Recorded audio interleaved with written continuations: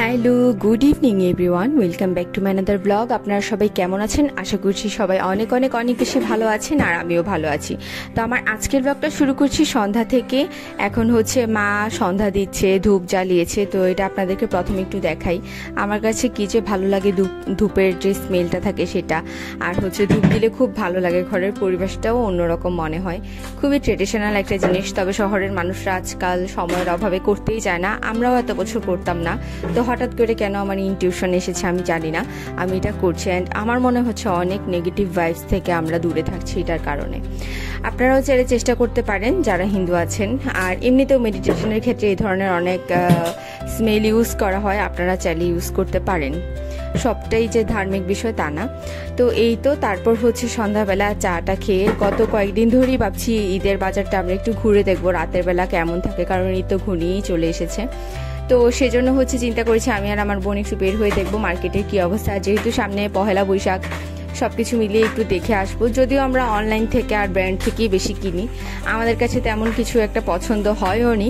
তারপরে ঘুরে ঘুরে দেখে এসেছি যেন কোনো আফসোস না থাকে। তবে কিছু গজ কাপড় ছিল যেগুলো দেখতে ভালো লাগছিল। আর সব থেকে বড় যে জিনিসটা ছিল, সেটা যেমন ভিড় ছিল, মার্কেটের ভিতরটা ঠিক তেমনই ফাঁকা ছিল। এই জিনিসটা আমার সব থেকে বেশি হাস্যকর লেগেছে। আসলে গত কিছুদিন যাবৎ নিউজেও দেখতে পাচ্ছি যে আসলে যত বেশি মানুষের ভিড় হচ্ছে ঠিক ততটাই হচ্ছে কম সেল হচ্ছে। তো এই জিনিসটাই আসলেই খুব হাস্যকর যে এত মানুষ বের হয়ে আসলে করে এটা কি। তবে এটাও ঠিক যে বিক্রেতারা এত বেশি অতিরিক্ত দাম চায় যে আসলে সবার সাধ্যের মধ্যে সবকিছু হয়ে ওঠে না। আর এই ধরনের মার্কেটগুলোতে যারা যেয়ে থাকে তারা বেশিরভাগই মধ্যবিত্ত থাকে, তাই তাদের হাতে নাগালেও সবকিছু থাকে না। তো এই যে এখানে হচ্ছে কিউআর টাওয়ার, এটা একটু দেখাচ্ছিলাম। এটা তো আপনাদেরকে রোজার প্রথম থেকেই দেখাচ্ছি, কত সুন্দর লাইটিং হয়েছিল। মোটামুটি সব মার্কেটে সাজানো হয়েছে, তো সবগুলোই দেখতে ভালো লাগছিল। তো আমি আগেও বলেছি, আগের ব্লগেও বলেছি যে পূবালী চত্বর থেকে নিউ মার্কেট, এরপর হচ্ছে সোনালী স্কোয়ার অ্যান্ড হচ্ছে ভিক্টোরিয়া যে রুট, এই 4টা রুটই বন্ধ আছে। তো এগুলোতে হেঁটে হেঁটে ইচ্ছে মতো ঘুরে ফিরে দেখা যায়। তো আজকে হচ্ছে সব কিছু মিলিয়ে বেরিয়েছি, মানে সব কিছু দেখবো। আর হচ্ছে আমার ফুচকা খাওয়ার খুবই ক্রেভিংস হচ্ছিল, আর কিছুদিন পরেই তো আসলে ঈদ, ওই সাইডে তো খুব কমই যাওয়া হয়। তো চিন্তা করলাম লাচ্ছিটাও একটু খেয়ে আসি। তো এই দুইটার জন্যই হচ্ছে বের হওয়া, আর হচ্ছে আপনাদের সাথে একটু শেয়ারও করলাম যে কুমিল্লার ঈদ বাজারটা ঠিক কেমন দেখাচ্ছে।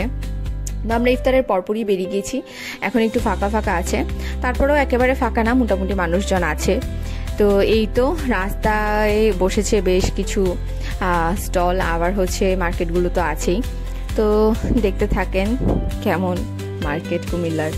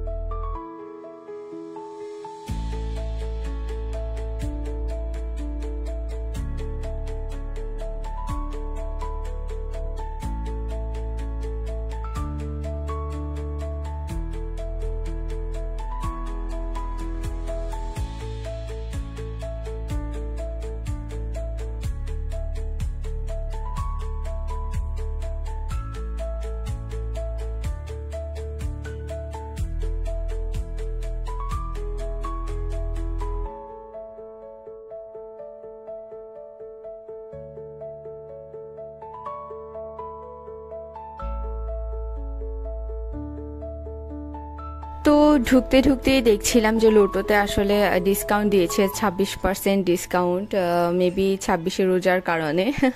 যাই হোক, এখানে হচ্ছে শাড়ি টাড়ি আছে, কালেকশন মোটামুটি আছে, তবে এগুলো সবই কমন কালেকশন, যে জন্য হচ্ছে আমাদের এখান থেকে খুব কমই কেনা হয়। তারপর হচ্ছে কিনি মাঝে মাঝে যদি খুব কিছু একটা পছন্দ হয়ে যায়। আমার মনে হয় যে সবাই মোটামুটি এই জন্যই এই সমস্ত মার্কেটগুলো থেকে কিছু কিনছে না, কারণ একেবারে এত কমন জিনিস আর এত আকাশচুম্বী প্রাইস, যে জন্য কিনছে না। মানে এমন প্রাইস তারা যাচ্ছে যেগুলো হচ্ছে এর থেকে মনে হয় যে ব্র্যান্ডের রিজনেবল এবং ইউনিক কিছু ডিজাইন পাওয়া যায়, বাট এখানে হচ্ছে নর্মাল, একেবারে নর্মাল কোয়ালিটির কাপড়গুলো 5,000-6,000 যাচ্ছে। অনেকেই হচ্ছে এগুলো কিনা সম্ভবই না, তাছাড়া এত টাকা দিয়ে এত নর্মাল জিনিস কিনবেও না। সো দেখা যায় যে মোস্ট অফ মানুষই আমার মনে হচ্ছে যে ব্র্যান্ড থেকে বেশি নিচ্ছে, কারণ এই প্রাইসে খুব ভালো ভালো জিনিসই ব্র্যান্ডে পাওয়া যায়। তো এই যে এখানে গজ কাপড় দেখছিলাম, এই কাপড়টা আমার খুব পছন্দ হয়েছিল। আর হচ্ছে আরও দুইটা দোকানে হচ্ছে কিছু কাপড় দেখছিলাম, সেগুলো পছন্দ হয়েছিল। জাস্ট এই গজ কাপড়গুলোই ভালো লেগেছিল আমার আর আমার বোনের, আর তাছাড়া আমার কিছুই ভালো লাগেনি, আমার বোনেরও এখানে কিছুই ভালো লাগেনি। তো আমরা অনেক ঘোরাফেরা করছিলাম। আসলে ভিতরের অবস্থা তো দেখতেই পাচ্ছেন। সাত্তার, এটা হচ্ছে সাত্তার আর খন্দকার, কুমিল্লাতে হচ্ছে খুবই ফেমাস দুইটা মার্কেট। তো সাত্তার খন্দকারের অবস্থা হচ্ছে এই, একটু পরে এটা হচ্ছে খন্দকার, এর আগে সাত্তার দেখাচ্ছিলাম। তো এই খন্দকার থেকে বের হওয়ার সময় দেখলাম যে এরকম অবস্থা। তো পাশেই একটা আছে সাইবার ট্রেড, ওখানে হচ্ছে আবার রিজনেবল প্রাইসে অনেক ড্রেস পাওয়া যায়, সেগুলো স্টিচ করা বেশি থাকে, মানে লোকাল প্রোডাক্ট এবং রিজনেবল প্রাইস। যারা হচ্ছে মোটামুটি রেগুলার ওয়ারের জন্য কিনতে চায়, আমরাও কিনি ওখান থেকে, তো সেগুলো থেকে হচ্ছে নেওয়া যায় আর কি, খুব ভালো। তবে ওইটার ভিতরে ঢুকে দেখলাম যে বেশ ভালোই ভিড় আছে, তো এই আর কি। আর এখানে হচ্ছে আমার বোন হচ্ছে মানে একটা প্ল্যান ছাড়ে একটা বাটুয়া ব্যাগ কিনে ফেলেছে, তো এটা নিয়ে তো খুবই খুশি। আর এই যে আমি ভেবেছিলাম ট্রিপের জন্য একটা বেলুন নেব, কিন্তু পরে ভুলে গিয়েছি। আসলে ট্রিপের জন্য বের হলে কোনো খেলনা বা কোনো কিছু নিয়ে যাই না এই কারণে, কারণ এখনও হয়তো বা আমি খুশি খুশি ওকে কিনে দেবো, কিন্তু ওর আসলে আস্তে আস্তে চাহিদা বাড়বে। ওর এমন একটা ধারণা থাকবে যে মা বের হলেই আমার জন্য খেলনা আনবে, তারপর একটা দুইটা করে খেলনা থেকে অন্য জিনিসও ওর কনভার্ট হয়ে যাবে, যে এটা লাগবে ওইটা লাগবে। সো ওর জন্য এরকম কোনো অভ্যাস না হয়, সেই জন্যই হচ্ছে আমার এই ডিসিশন। অ্যান্ড আমি আমার বাসার মানুষদেরও বলেছি বের হলে ওর জন্য কোনো কিছু আনা যাবে না, অ্যান্ড হচ্ছে বাইরের কোনো খাবার দাবার ওকে খাওয়াই না, নট ইভেন চিপস, জুস, যে কোনো কিছু, মানে অ্যাটলিস্ট 5 বছর পর্যন্ত তো আমি ওকে বাইরের কোনো খাবার দিবই না, প্রশ্নই ওঠে না। যা হচ্ছে ঘরের খাবার যা আছে সেটাই খাবে, প্রয়োজনে শুধু ডাল খাবে, কিন্তু আমি অন্যান্য খাবার দিতে রাজি না। তো যাই হোক, সাইবার ট্রেডের অবস্থা দেখালাম। সাইবার ট্রেড মানে ছোট্ট একটা মার্কেট, এখানে হাঁটাও পসিবল হচ্ছে না। তো যাই হোক, যেহেতু আমি ফুচকা খাবো বলে বেরিয়েছি একটু ঘুরে ঘুরে, এবার হচ্ছে আমি ফুচকা খেতে চলে এসেছি। আর এখানে আমার বোনের সাথে আমার কনফ্লিক্ট হয়ে গিয়েছে, কারণ আমার বোনের হচ্ছে সুচিবায়ু রোগ আছে, কি আর বলবো ওর কথা। ও একেবারে আমার সাথে ঘেসে ঘেসে বসছে, পুরোটা দোকান দেখাচ্ছি, যেহেতু এখন ইফতার করে সবাই বেরিয়েছে, এখন তার ফুচকার দোকানে তেমন একটা ভিড় হবে না, স্বাভাবিক। তো পুরোটা দোকানই খালি, সবকিছু মোটামুটি ক্লিন ছিল, অত বেশি খারাপ অবস্থা ছিল না যে বসার মতো না, কিন্তু আমার বোন আমার সাথে ঘেসে ঘেসে বসছিল, আমার খুবই মেজাজ খারাপ হচ্ছিল এটার জন্য। আর এই তো তারপর হচ্ছে ওকে বকা দিয়েছি, ও হচ্ছে একেবারে আমার টেবিল থেকে উঠে চলে আরেকটা টেবিলে বসে গিয়েছে। এখানে হচ্ছে আমার জন্য ফুচকাও আমি অর্ডার করে দিয়েছি, ওকে বলছিলাম ফুচকা বা চটপটি বা যেটাই খাওয়ার ইচ্ছে ও জন্য অর্ডার করে, কিন্তু সে কিচ্ছু খাবে না, কারণ সে বাইরের খাবার খায়ই না। মোটামুটি 2-1টা রেস্টুরেন্টের খাবার খায়, কিন্তু বাইরের খাবার সে খায় না, মানে এরকম যেগুলো স্ট্রিট ফুড হয় সেগুলো খায়ই না। তো এখানে আমার ফুচকা চলে এসেছে, আমি ওকে অনেক বলছিলাম যে একটা ফুচকা হলেও যেন খায়, সে কিছুতেই খাবে না। আর হচ্ছে আমি লাচ্ছি খেয়েছিলাম বাইরে থেকে, সে সেটাও খাবে না। সে কোথায় দেখেছে নিউজে যে কোন বাচ্চাকে লাচ্ছি খাওয়ানোর পর বাচ্চার পুরো শরীর ফুলে গিয়েছে, সে নাকি সেজন্য খাবে না। যাই হোক, যে না খাবে তাকে তো জোর করে খাওয়ানো যায় না, তো আমি একা একা খেয়েছিলাম। এই হচ্ছে ফুচকা খেয়েই বেরিয়ে হচ্ছে লাচ্ছিও খেলাম। এই একা একাই ফুচকা খাচ্ছি, দেখেন ওকেও দিচ্ছি। প্রথমটা এই যে ওকে দিচ্ছিলাম, সে খাবে না, বলছিলাম আমি ভিডিও করে দিচ্ছি তুই খা। তো এই তো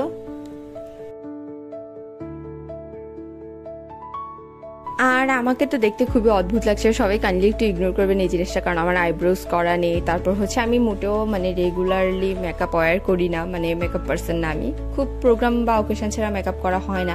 আর তার মধ্যে আমার কিছুদিন আগে চিকেন পক্স হয়েছে, সো ফেসও অনেক দাগ টাগ পড়ে গিয়েছে, আমাকে দেখতে খুবই অদ্ভুত লাগছিল। তো যাই হোক, সবাই এটা একটু ইগনোর করবেন। আর এই তো তারপর হচ্ছে বেরিয়ে গিয়েছি আমি লাচ্ছি খাওয়ার জন্য। এবার বেরিয়ে দেখি যে আমার কাছে কোনো ভাঙতি টাকা নেই, আর জাস্ট 10 টাকা আছে, লাচ্ছির দাম 20 টাকা ছিল। তো পরে আমার বোনের কাছ থেকে আরো 10 টাকা নিয়ে হচ্ছে পে করেছি। ও বলছিল আমি খাওয়াবো, আমি খাবো না কিন্তু তোকে খাওয়াবো। তো এই আর কি, এখানে লাচ্ছি নিয়ে নিলাম।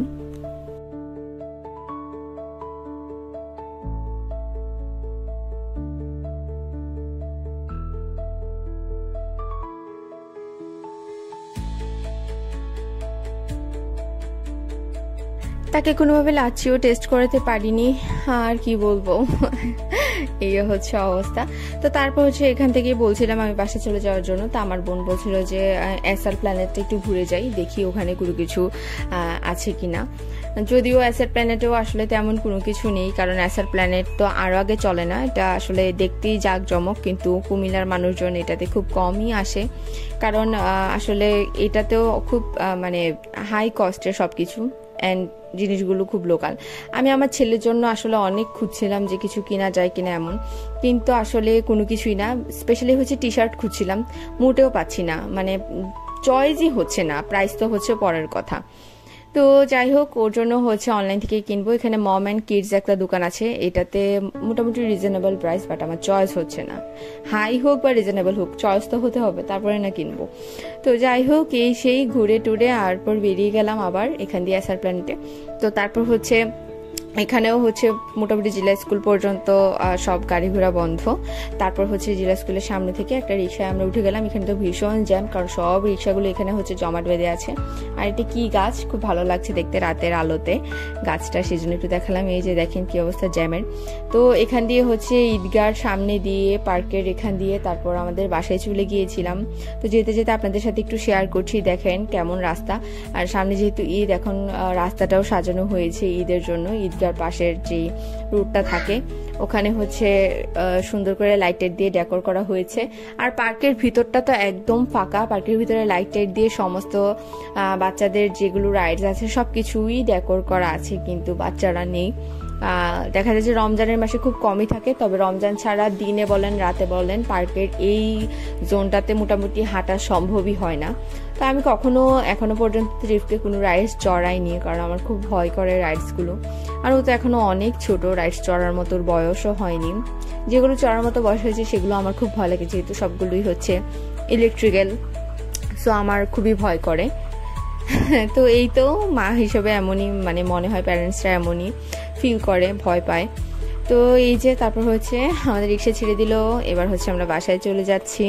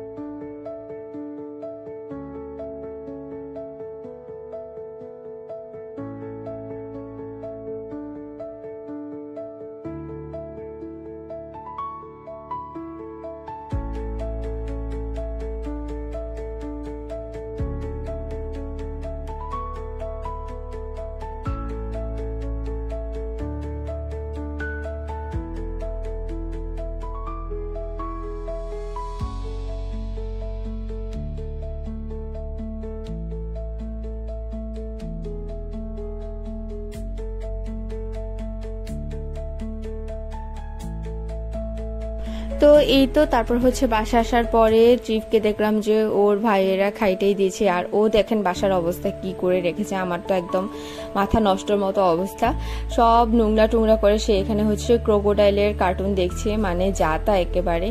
আর এই হচ্ছে পুরো ঘরের অবস্থা, যতই গুছাচ্ছি সে ততই এলোমেলো করছে। কি আর করার, বাসায় বাচ্চা থাকলে এমনই হয়। তারপরেও চেষ্টা করি, বারবার গুছাই, সে বারবার এলোমেলো করে, এটাই হচ্ছে ওর কাজ। আর এই যে ওর ক্রোকোডাইলের কার্টুনটা বেশ ভালো, আমারও পছন্দ, আমার বোনেরও পছন্দ। মানে ট্রিপের থ্রুতে হচ্ছে আমরাও কার্টুন দেখা শুরু করেছি, নতুন করে বিভিন্ন ধরনের নতুন নতুন কার্টুন। এমনিতেও আমি আর আমার বোন হচ্ছে কার্টুন দেখে দেখেই ভাত খাই। তো এই তো তারপরে হচ্ছে ট্রিপকে রাতে ডিনার করিয়ে শুয়ে দিয়েছি, কিন্তু সে কিছুতেই আজকেও ঘুমাচ্ছে না, কোনোভাবেই ঘুমাচ্ছে না। 12টা বেজে যাচ্ছে তারপরেও ঘুমাচ্ছে না, কারণ এতদিন হচ্ছে উইন্টারে কোনো টিকটিকি ছিল না আমাদের বাসার মধ্যে, ওয়ালে কোনো টিকটিকি দেখা যায়নি। কিন্তু সামার আসার পরেই সমস্ত টিকটিকি বেরিয়েছে এবং টিকটিকিগুলো খুব উৎপাত করছে। আর এবার হচ্ছে সেই টিকটিকিগুলোকে ভালোই ভয় পাচ্ছে। টিকটিকি দেখে এবার সে কিছুতেই আর ঘুমাচ্ছে না। এখান দিয়ে 12:30 বেজে যাচ্ছে। তো এই আর কি অবস্থা, ওকে যতই চেষ্টা করছি সে কিছুতেই ঘুমাচ্ছে না, খুবই ভয় পাচ্ছে।